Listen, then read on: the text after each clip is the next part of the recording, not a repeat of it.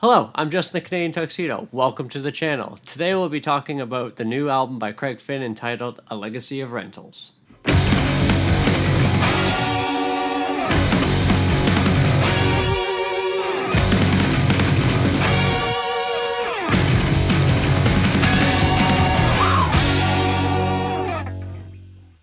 This is Craig Finn's fifth studio album, produced by longtime producer Josh Kaufman.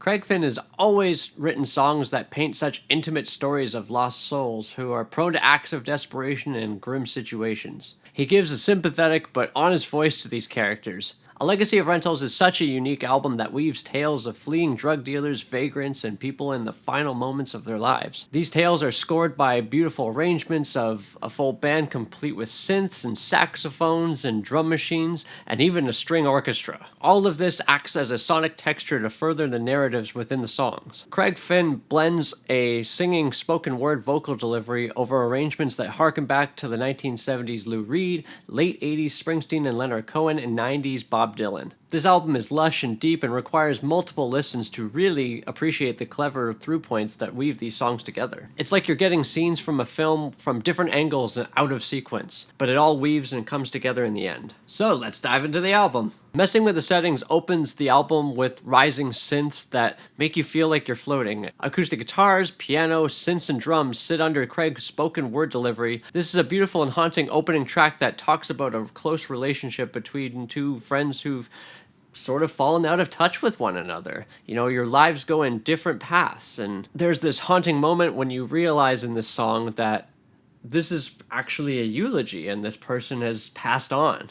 It's a really personal and deep way to open this record. There's these orchestral elements that are combined with B3 organs that really push the emotions of the song through dynamics to really great effect. This song is relatable and powerful and masterfully executed, and it's a wonderful opening to this album. This is followed up by the Amarillo Kid, which tells the story of a guy who's broke and desperate and finds himself selling drugs for some really rough people. They have him on a short leash, and he realizes that he's trapped and decides to flee with the money and the drugs. There's this really interesting relationship that's talked about throughout the song, and it comes up about 3 times, but about this character named Deanna. It's like he's under a false pretense about what his relationship is with this character, and it's not until the very end that he really realizes this. This is probably my favorite song on the record. The music seems light given the subject matter. There are these subtle melodic bits that build and move throughout the track, and they're provided by sweet and somber guitars, synths, organs, and electric pianos. This kind of reminds me of the kind of story found on Springsteen's Nebraska,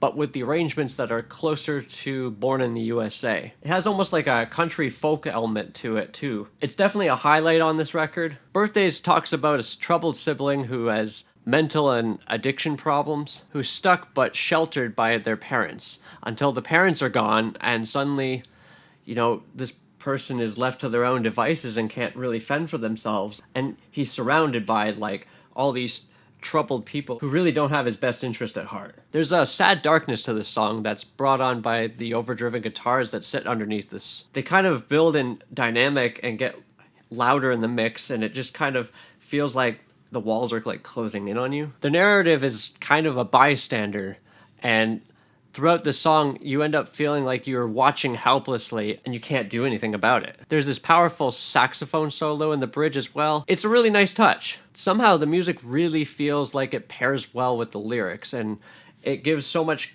context to it. This is another standout track on this album. This is followed up by The Year We Fell Behind, which immediately feels very Springsteen-esque, like Secret Garden or a cut off of Tunnel of Love. The song talks about a couple that fall on hard times, and so the guy starts dropping off packages for people. He doesn't tell his partner about this. As he keeps trying to get ahead, he keeps making more and more money. He eventually gets in too deep, and when his partner finds out, there's this argument. It's a really compelling track about people who do desperate things in desperate times. The arrangement builds in tension and becomes filled with rising pads and piano and bouncy percussion and strings. It all feels very cinematic. It really adds something delicate to a very sad tale. I love the way that the arrangement can add so much more weight and context than just the words. Next up we have Dude It Apart, which took me a few listens to really follow. It seems to be about a man in his last moments of his life before he dies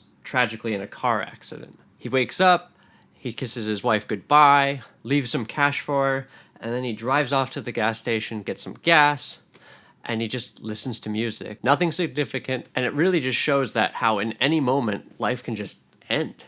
It sounds heavy, but it's handled with care, and it comes off reflective rather than regretful. It's about the fragility of life. The arrangement has some interesting chord choices, and the moving band arrangement really feels like it's something out of old Nashville. There's a bit of a country tinge to it, and it's such a powerful and poignant track, and it could have been handled poorly in lesser hands, but here it's just wonderful. Next is Curtis and Shepard, and sonically it feels like a cross between Streets of Philadelphia by The Boss and Take a Walk on the Wild Side by Lou Reed. While the song talks about a man on the run who thinks that he's gotten away, only to be hunted down and killed. It almost feels like this might be a song about the previously mentioned Amarillo Kid, like him running off with the drugs and the money finally catches up with him. Each verse trades perspective between these two characters, and again we're talking about time and how we always wish we had more of it. Our actions have consequences, and eventually everything catches up with you. There's these drum machines, an electric piano, and Motown-like bass, synth pads, and emotional strings. The music seems lighter than the lyrical content,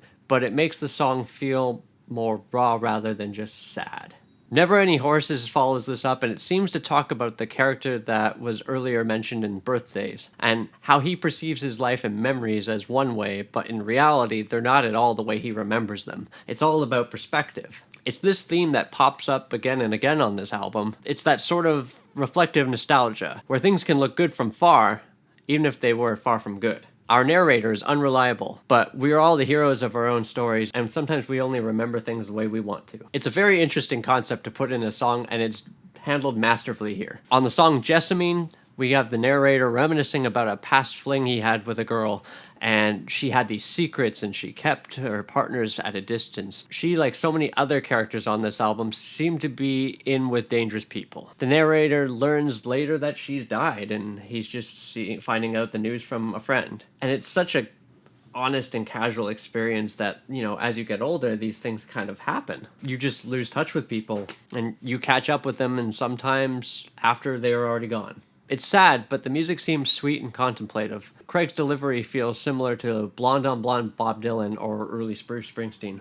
The next track, A Break from the Barrage, finds us looking at the exploits of a woman who is a drifter. After she wakes up from a night of drinking and hooking up with a guy in their backseat of her car, she drives to the bar, she drives to the city, buys some vodka, passes out in a movie theater, and then eventually drives home and ends up in the bar where she started. She lives in a cycle, and she drinks to escape, but like many other Craig Finn characters, she's trapped in an endless cycle. It's hard not to wonder if the woman in this song could possibly be the Jessamine mentioned in the previous song. They share similar stories, and it wouldn't surprise me given that Craig Finn has a history of connecting his characters and his songs together. The arrangement is made up of synth and organs and electric drums and percussion and spacious guitars, pianos, and strings.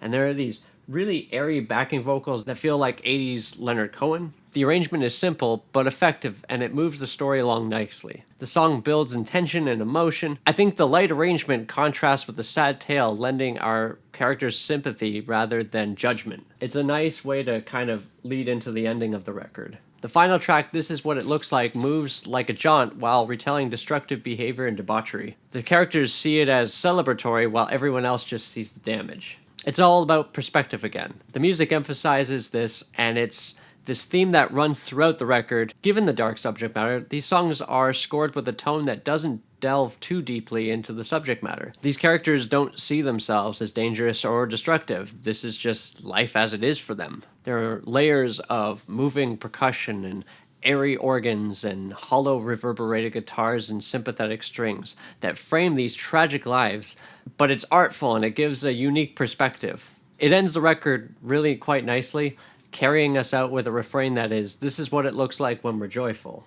It's both haunting and a little bit comforting. Overall, this is an album that is probably one of the most thoughtful records I've heard this year. It's also one of Craig Finn's best, certainly his most realized. Some might feel that these songs don't have hooks or a typical song structure, but that's not the point.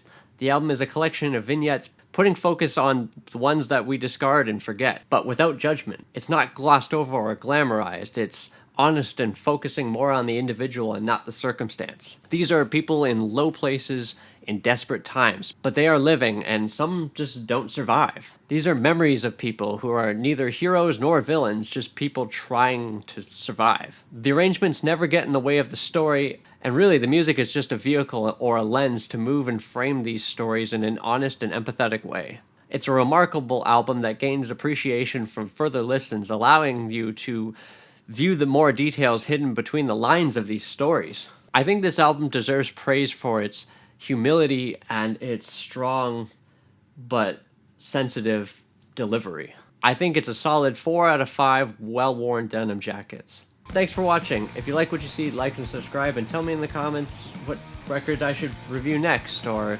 what you think of this Craig Finn album. Stay weird, my friends, and I'll catch you on the B-side.